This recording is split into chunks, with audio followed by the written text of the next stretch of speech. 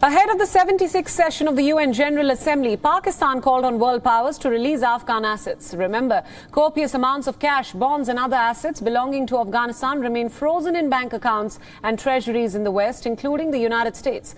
These assets are worth billions of dollars and were put on an indefinite freeze in the wake of the Taliban takeover of Kabul.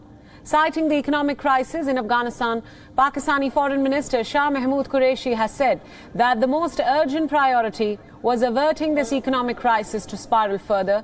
Qureshi highlighted concerns that the nation was on the verge of a humanitarian catastrophe. Listen in.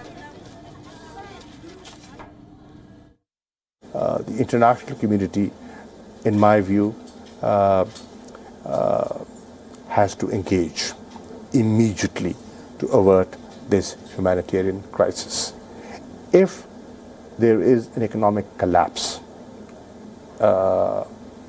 it will not be helpful for any of us. We will face the consequences immediately, but the West will eventually pay a price. Remember, Pakistan was the chief backer of the Taliban's draconian 1996 to 2001 regime in their two-decade battle against NATO forces and the now-collapsed Western-backed government. The US long held the view that ISI, Pakistan's intelligence service, supported the hardline Islamists. But while calling for engagement with the Taliban, Qureshi appeared to share the US stance that it was premature to establish formal ties.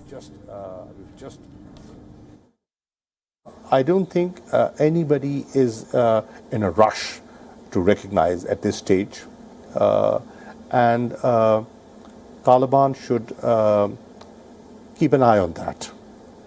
They should understand that if they need international recognition, assistance, which they will, in my view, then they have to be more sensitive and more receptive to international opinion and norms. The Taliban's interim government includes figures blacklisted by the United Nations on terrorism allegations, yet Qureshi still voices hope that the Taliban would be more inclusive than the previous government. He says positives from the Taliban, such as declaring amnesty against their enemies and a call to include other ethnic groups besides Pashtuns, are quote-unquote trends that must be encouraged. However, almost daily there are multiple reports that challenge Qureshi's assertions, the latest being how women and girls were excluded from employment and education. Activists and witnesses say that the reality on ground is different than what the Taliban continues to promise to the world. WION World is now available in your country. Download the app now and get all the news updates on the move.